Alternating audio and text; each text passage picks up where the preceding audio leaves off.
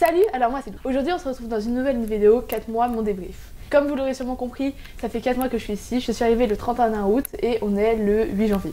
Donc en 4 mois il s'est passé beaucoup de choses et j'ai décidé de vous faire une série de vidéos qui s'appellera 4 mois mon débrief 2. Et aujourd'hui par exemple ça va être sur l'anglais.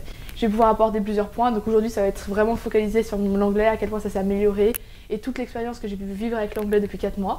Et puis une autre fois, cette phrase va vous centrer juste sur ma relation avec ma famille d'accueil et ma soeur d'accueil, sur l'école, sur les amis ou des choses comme ça. Donc s'il y a des sujets que vous voulez que j'aborde, n'hésitez pas à me dire dans les commentaires, je les prendrai en compte. C'est une vidéo un peu plus spéciale que d'habitude parce que là c'est beaucoup moins rédigé, ça va être beaucoup plus spontané. Comme vous pouvez voir, j'ai pris une chaise pour être vraiment comme si je parlais à un ami, pour me confier et tout ça. Et j'ai quand même quelques notes sur mon ordinateur pour pas trop me perdre. Mais ce qui est drôle, c'est que ces notes, c'était mon script de vidéo, on va dire. J'ai écrit ces notes quand j'écrivais ma vidéo et que ça faisait un mois que j'étais ici. Donc il y a sûrement beaucoup de choses qui ont évolué depuis, mais ça me permet d'avoir quand même un grand plan de ce que je veux dire et tout ça et de pas trop me perdre parce que sinon la vidéo va durer très longtemps. Pour rappel, j'ai quitté le 31 août la France, donc mon pays natal où j'ai toujours vécu, pour venir vivre un an au Canada. C'est pas exactement un an, c'est plus 10 mois au Canada, donc c'est un programme d'échange que je fais.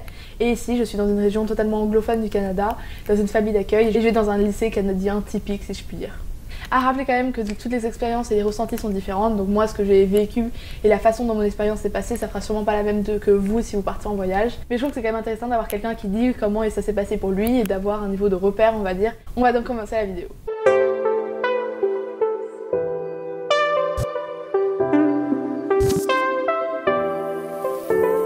Je vais vous raconter un peu comment j'ai appris l'anglais et tout ça pour que vous ayez une idée globale de mon niveau d'anglais avant de partir. Donc moi j'ai commencé à apprendre l'anglais en CM2 et vraiment d'aussi loin de ce que je me rappelle, j'ai toujours été paumée en anglais. C'est quelque chose qui me paraissait très compliqué, d'autant plus que la prof ne parlait toujours qu'en anglais pendant le cours et que moi j'étais totalement perdue. En plus je crois que, chose qui ne devait pas arranger la situation, j'avais un rendez-vous médical le jeudi quand on faisait l'heure d'anglais, donc j'avais peut-être 15 minutes du cours et puis après je partais. Ce qui fait que je crois que j'ai jamais eu les bases en fait. J'ai jamais eu le moment là où on m'a enseigné les bases de l'anglais. Et quand je suis arrivée en 6ème, tout le monde faisait de l'anglais depuis plus longtemps que moi et avait les bases. Et du coup, les profs, bien sûr, ils ont un programme à faire, ils n'ont pas beaucoup de temps. Et on est déjà censé avoir les bases. Et elle n'est pas revenue sur le minimum rookie du coup. Et du coup, j'étais paumée et toute la scolarité, comme ça, je me suis construite sur un niveau qui était vraiment inexistant et sur les manques des bases en fait. Et donc j'avais vraiment des grosses lacunes en anglais, c'était vraiment pas ma matière favorite, je m'exprimais très peu en anglais. Autant je m'en sortais pas très bien, mais je pouvais m'en sortir en lecture, en écriture, mais parler en anglais pour moi c'était quelque chose qui était inimaginable. Inimaginable dans le sens, pour moi c'était vraiment une humiliation de parler en anglais. Du coup pendant le lycée c'était assez catastrophique aussi. J'avais pas vraiment le goût à travailler l'anglais du coup parce que je me sentais totalement perdue. Pour vous dire à quel point je suis partie chez Histoire en ayant un niveau vraiment misérable en anglais. Donc pour terminer avec le lycée, j'avais vraiment un anglais qui était très moyen. Je parlais très peu en anglais. Tout ce qui était écriture, je faisais énormément de fautes, je pense, et je suis sûre. Et tout ce qui était syntaxe, verbes et tout ça, c'est des trucs que j'avais totalement zappé en anglais. Avant de partir au Canada, je m'étais quand même acheté un gros bouquin d'anglais. Donc c'est des bouquins, vous savez, de révision comme pour le bac, mais en anglais. Que je m'étais acheté, que j'ai travaillé pendant peut-être une semaine, 10 jours. C'est une période entre juillet et août, je crois, là où j'étais toute seule à Paris. Et je me suis dit, tu te fixes une heure d'anglais que tu fais quotidiennement. Et j'ai tenu ces heures d'anglais, mais honnêtement, je trouve que ça m'a vraiment pas servi. Pourtant, j'étais très studieuse, j'avais mon cahier, je soulignais, je me refaisais les cours sur un petit cahier à part et tout ça. Mais je m'en suis vraiment... je crois que ça m'a vraiment rien apporté. Je crois vraiment que si ça m'a apporté quelque chose, c'est vraiment pas techniquement, mais c'est plus au niveau de l'inconscient, là où ça m'a peut-être mis en plus en assurance et en confiance en me disant que je peux me débrouiller, j'ai révisé. Comme dans un contrôle, si vous arrivez en ayant révisé, vous vous dites bon, on verra comment ça se passe, mais bon, j'ai révisé, il n'y a pas de raison que ça se passe mal. Pour le coup, ce que je regrette, c'est de ne pas avoir pris ce livre que j'ai acheté au Canada. Ça m'aurait vraiment servi parce qu'il y a des fois là où, vous savez, il y a une faute que vous faites très fréquemment, ou vous n'êtes pas sûr d'un truc et tout ça, j'aurais regardé, j'aurais lu mon cours. Ça, c'est vraiment quelque chose que je regrette de ne pas avoir pris. Honnêtement, j'avais pas la place. On avait le droit à 23 kg dans la valise, j'étais pile à 23 kg, pas 100 grammes de plus, c'était pile poil que 23 kg, donc j'avais vraiment pas la place. En plus, c'était un livre qui était très lourd.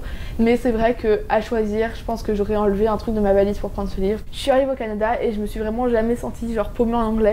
Je comprenais tout ce qu'on me disait, vraiment la plupart du temps je comprenais ce qu'on me disait, ou au pire je demandais qu'on me répète et la deuxième fois je comprenais. Je pouvais quand même beaucoup moins m'exprimer en anglais, je pense que ce que je disais c'était en gros oui, non, peut-être, et répondre, genre si c'était une question, genre qu'est-ce que tu veux manger ce soir, je savais un peu répondre, mais c'était pas des grandes phrases, vraiment pas. C'est vraiment, je pense que c'est les bases justement que j'ai pas appris en primaire qui font que pour le coup mes phrases étaient vraiment courtes et pas très intéressantes, hein, vraiment pas. Mais je me suis vraiment jamais sentie paumée en anglais. Il y avait jamais un moment là où je me suis trouvée à pleurer ou à me dire mon Dieu, on me comprend pas, je comprends pas ce qu'on me dit, je suis paumée. Ouais, je me suis toujours vraiment bien sentie par rapport à l'anglais et même au début quand je suis arrivée ici, j'étais très surprise de mon niveau parce que je me disais bah finalement je comprends quand même carrément la plupart des choses qu'on me dit. Ma famille d'accueil, ça fait très longtemps qu'elle a des étudiants d'échange, alors je pense qu'elle adapte aussi les questions qu'elle pose. Elle va pas poser les mêmes questions au début que par exemple maintenant après 4 mois. Je pense qu'au début ça restait sur des questions très concrètes dans le présent et tout ça parce que bah évidemment si on parle d'un truc par exemple oh il y a 20 ans j'ai découvert Paris, je suis allée à Paris et on a fait ceci, on avec cette personne, blablabla, bah faut comprendre le contexte, faut comprendre où, comment, qui, quoi. Et il y a beaucoup plus d'informations à comprendre et c'est beaucoup plus compliqué à comprendre. Alors que je pense qu'au début, ma famille d'accueil restait vraiment sur des questions très concrètes, genre qu'est-ce que tu veux manger, ou par exemple veux-tu reprendre des carottes, ou genre des questions très concrètes qui sont assez faciles à comprendre parce que c'est dans l'air du temps, c'est vraiment en ce moment et que du coup bah, t'as beaucoup moins d'informations à capter, tu comprends beaucoup plus facilement. Ça veut pas du tout dire que les rapports étaient froids avec ma famille d'accueil, vraiment pas, mais c'est juste que du coup évidemment c'est plus facile à comprendre parce que si vous commencez à parler genre de la vie, de la mort, des trucs comme ça, c'est des trucs qui sont pas dans le présent donc il y a beaucoup plus de choses à comprendre et c'est beaucoup plus difficile à comprendre. Voilà, donc les discussions restaient très fermées, je pense que c'est aussi pour ça que mon niveau, qu'au début je comprenais genre la plupart des choses qu'on me disait, mais je pense que c'est comme ça qu'au début je me suis retrouvée à vraiment comprendre la plupart des choses qu'on me disait, enfin tout ce qu'on me disait, c'est parce que les questions, les trucs qu'on me posait et tout ça étaient quand même très faciles. Je pense que je m'exprimais assez peu. Je me sentais pas du tout frustrée au niveau de ça, vraiment pas. Mais c'est juste que oui, je pense que je répondais sans m'en rendre compte, je pense que je répondais par oui, non et tout. Et puis peu à peu ça se développe. Mon niveau d'anglais s'est très rapidement amélioré, vraiment. Au bout d'une semaine déjà, là il y avait une différence qui était vraiment très grande. J'étais beaucoup beaucoup plus à l'aise. Moi j'ai vraiment trouvé ça incroyable, ça m'a vraiment surprise. Au bout d'une semaine t'es beaucoup plus à l'aise. Déjà tes phrases se développent et tout ça. Au bout de 2 semaines, au bout de 3 semaines. En plus au bout de 3 semaines t'es déjà à l'école et tout ça. Vraiment très vite ça se développe, genre on se rend même pas compte. C'est comme on se rend pas compte quand on grandit. Quand on est petit, bah on se rend pas compte comme son niveau d'anglais évolue parce que ça va trop vite, que c'est chaque jour, que j'ai ça chaque minute et c'est vraiment incroyable. Au bout d'un mois, je me suis vraiment améliorée. C'est ma soeur d'accueil qui me l'a fait remarquer. On était dans le sous-sol et on parlait comme ça, elle me disait mais moi je suis trop jalouse, tu t'es trop améliorée en anglais, c'est incroyable, c'est trop bien et tout. Et bah évidemment elle est venue avec un niveau qui était vraiment beau, vraiment supérieur au mien et un très bon niveau en anglais. Du coup bah t'as moins de choses à apprendre. Tu peux être plus fluide et tout ça mais quand t'as toutes les bases, bah évidemment t'as beaucoup moins de choses à apprendre donc tu t'améliores beaucoup moins vite. Alors que moi, j'avais tellement de choses à apprendre si vous voulez, que mon niveau s'est vraiment amélioré très vite. Au bout d'un mois déjà, je parlais, je faisais beaucoup de fautes, mais je pouvais déjà parler beaucoup plus de ma vie en général, j'étais beaucoup plus libre de parler, de beaucoup plus de sujets différents et tout ça. C'est dit, donc il m'a fait remarquer et qui me disait ah bah c'est fou parce qu'il y a un mois, il y avait des fois où je comprenais pas ce que tu disais, où on parlait, puis c'était quand même assez restreint et tout, et puis maintenant je comprends tout ce que tu dis tout le temps. Et puis moi, avec un peu de recul, je voyais que mon anglais s'était énormément amélioré, que je pouvais dire beaucoup plus de choses, que j'étais libre de parler, tout ça, et c'est super satisfaisant. Et je vous jure que maintenant, le plus beau compliment qu'on puisse faire, c'est de me dire que mon anglais s'est amélioré. On me l'a dit lundi, c'était la rentrée des classes, et il y a une amie canadienne qui me l'a dit, et ça m'a genre, t'as des petites ailes qui te montent dans le dos quand quelqu'un te dit ça, c'est genre le meilleur compliment qu'on peut me faire en ce moment, c'est de dire que mon niveau d'anglais s'est amélioré. C'est vraiment genre la plus belle chose qu'on peut dire. Au bout d'un mois, déjà ça s'est amélioré énormément. Au bout de 2 mois, tu commences à entendre toutes les fautes que tu fais. Pas toutes, mais tu commences à entendre quand même vraiment des fautes récurrentes que tu fais, des grosses fautes que tu fais. Tes phrases sont beaucoup plus construites. Tu t'en rends pas compte, mais tu répètes ce que tu entends chez les autres. T'as des automatismes qui se créent. T'as beaucoup plus de vocabulaire. Le vocabulaire, pareil. Moi, j'avais pas beaucoup de vocabulaire. En tout cas, je trouvais vraiment pas que j'avais beaucoup de vocabulaire avant de venir ici. Le vocabulaire, ça prend tout seul en fait. La première fois, tu sais pas comment un objet se dit, par exemple, four, je savais pas comment le dire. La première fois que tu peux parler de ça, ou tu fais est-ce que tu peux allumer ce truc? La deuxième fois, t'écoutes le mot. La troisième fois, tu oublies, bah, tu vas l'entendre dire, tu vas entendre quelqu'un le dire. Et la quatrième fois, tu l'utilises, tu t'en rends même pas compte. Aujourd'hui, c'est un mot que je sais totalement. Et bah, c'est comme ça dans tous les objets du quotidien. Il y a des mots qui sont plus faciles à retenir que d'autres. Il y en a par exemple chausson. Maintenant c'est bon, je le connais, mais j'ai pris un temps fou à retenir. Il y a des mots qui, je l'entends une fois et c'est bon, je connais. Mais ça s'apprend vraiment tout seul. Genre tu n'as pas à faire l'effort. En fait, ce qui est génial, c'est que quand tu es en immersion, tu fais aucun effort. Enfin, tu fais des efforts, mais c'est pas comme tu fais un effort pour apprendre un cours. ça se fait naturellement tout seul parce que t'es dans la vie du quotidien et tout ça, et c'est ça qui est assez incroyable, qui est assez magique en fait. Au bout de 3 mois, je pense que ma conversation était très fluide. 3 mois, c'est le moment là où il y a eu Thierry Foxwalk, I guess. Ouais, je pense que c'était à ce moment-là qu'il y a eu Thierry Foxwalk. Et c'est le moment là où je me suis dit, waouh, j'ai réussi à parler pendant toute la durée de la marche. Donc on fait plusieurs kilomètres autour du lycée. C'est une vidéo que je vous mettrai en barre d'infos si vous voulez. Et je me suis dit, waouh, j'ai réussi à parler avec Julia, donc qui est une amie canadienne, pendant 1 heure et demie sans m'arrêter. Et en parlant des cultures françaises, de ce qu'on fait en France, des fêtes de Noël, en lui posant des questions sur l'automne, sur plein de trucs. Et pendant 1 heure, alors je faisais des fautes, mais pendant 1 heure, j'ai réussi à tenir la conversation, avoir une conversation développée avec quelqu'un et tout ça. Je pensais même pas à ce que je disais, je veux dire, c'était spontané, j'avais plus besoin de traduire avant ce que je disais. Avec Julia, j'ai parlé hyper longtemps avec elle, sans être bloquée, sans me sentir bloquée dans mon truc. Alors ça se trouve, elle était polie, il y avait des fois elle comprenait pas ce que je disais, je faisais sûrement beaucoup de fautes. Mais c'est quand même une première quand tu arrives à parler pendant 1 heure et demie et qu'au début tu lui réponds oui, non, et que là tu arrives à développer, à parler de plein de choses différentes. C'est une grande avancée. Le 3e mois, c'est le moment là où tu commences vraiment à entendre les fautes que tu fais. Mais de moi-même, maintenant, il y a énormément de fautes. Et depuis le 3e mois, il y a les fautes, j'entends les fautes que je fais. Alors, je les entends sûrement pas toutes, parce que dans une semaine, je vais découvrir, je vais me faire, ah merde, cette faute, je la fais, et j'entends maintenant que je la fais. Mais c'est un moment là où je pense que c'est une preuve que ton niveau s'améliore vraiment, c'est quand tu entends les fautes que tu fais quand tu parles. Donc, du coup, tu peux te corriger. Alors, des fois, c'est un peu long et tout, mais tu te corriges et c'est très satisfaisant. Et là, 4e mois, je suis clairement très fluide. Je pense plus du tout à ce que je veux dire avant de parler. En fait, ma vie maintenant est vraiment en anglaise. Avant de parler, je pense jamais à ce que je veux dire. À la limite, je pense à ce que je veux dire, mais je pense pas à la traduction. C'est comme vous allez croiser un prof, avant d'aller lui parler, vous allez lui dire qu'est-ce que je lui dis du coup.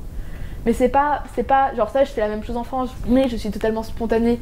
Je peux faire des blagues en anglais, je peux parler avec mes amis en anglais, je comprends ce qu'elles disent sans avoir à traduire, je parle sans avoir à traduire. Je suis vraiment beaucoup plus fluide qu'en anglais. Ma mère d'accueil me avait dit qu'en décembre, dans la période de Noël, c'était le moment où l'anglais il décollait. Et je peux pas dire à quel point c'est vrai, c'est dingue. J'avais totalement oublié avant de me rendre compte à quel point je m'étais améliorée, mais là pendant les vacances, on allait rencontrer beaucoup de familles que j'avais jamais vues, beaucoup de gens. Et je sais pas pourquoi, je sais même pas dire qu'est-ce qui s'est amélioré, mais j'ai remarqué à quel point je m'étais améliorée en anglais et à quel point mon niveau d'anglais était maintenant quand même assez bon. Je fais encore sûrement des fautes, j'entends encore des fautes que je fais, mais je sais que je comprends ce que les gens me disent. Les seuls moments où je comprends pas, c'est genre il y a un mot de vocabulaire que j'ai pas, effectivement, si c'est un mot super important dans la phrase, je vais pas comprendre, je vais comprendre le sens de la phrase, mais je vais pas comprendre de quoi la phrase parle parce qu'il y a un mot qui me manque. Du coup voilà, 4e mois, donc bilan. Je suis très spontanée quand je parle, je peux m'exprimer sur pratiquement tout ce que je veux. Je fais encore des fautes et je pense que c'est aussi lié parce que je pars de loin. Il y a tellement beaucoup de fautes que j'ai pas encore remarqué que je faisais mais que je fais. Même si la route est encore longue, j'ai déjà parcouru beaucoup de choses et je suis très contente. Et vraiment, si vous voulez partir, que vous n'êtes pas parce que votre niveau d'anglais vous pensez qu'il est trop mauvais, tout ça, vraiment, c'est pas ce qui doit vous retenir. Il y a beaucoup de choses qui peuvent vous retenir de partir, mais ça doit pas être le niveau d'anglais. Parce qu'honnêtement, c'est pour ça que vous partez, c'est pour apprendre l'anglais. Le niveau de l'anglais, vous pouvez l'améliorer avant de partir. Et tout simplement ici, ça s'apprend tout seul. Moi vraiment, je me suis jamais sentie bloquée en anglais, même quand mon niveau ne me permettait pas de dire grand chose. Je me suis jamais dit que mon Dieu, je suis dans un pays là où je comprends rien et où les gens me comprennent pas. Les premiers jours en cours, alors ça fera l'objet d'une prochaine vidéo, du coup là c'est focalisé sur l'anglais. Ça aurait bien été avec le sujet de l'école, mais je pense que dans une autre vidéo j'aborderai juste le niveau de l'école et je vous lirai mes bulletins scolaires et tout ça. Parce que du coup j'ai mon premier report card qui est arrivé. C'est pas le niveau d'anglais qui va vous retenir parce que ça c'est ce que vous allez améliorer ici. Vous n'avez même pas le temps de dire ouf ou de remarquer que vous vous améliorez. Je crois que j'ai abordé tout ce que je voulais aborder sur mon niveau d'anglais. La vidéo, je crois qu'elle est assez complète. Encore une fois, si vous avez des questions ou des sujets que vous voulez que j'aborde dans une autre vidéo, dites-les-moi en commentaire et je les mettrai vraiment dans l'une de mes vidéos parce que moi, c'est quelque chose qui m'a vraiment servi en venant. Avant de partir, je regardais beaucoup de reporters ISPA ou d'autres personnes qui faisaient des programmes comme celui que je suis en train de faire en ce moment et c'est vraiment ce qui m'a servi. Si vous avez des questions, posez-les-moi et je les ferai vraiment un plaisir de vous aider d'y répondre. Merci d'avoir regardé cette vidéo, j'espère qu'elle vous aura plu. Je vous dis à bientôt pour la suite de mes aventures au Canada. D'ici là, bye tout le monde.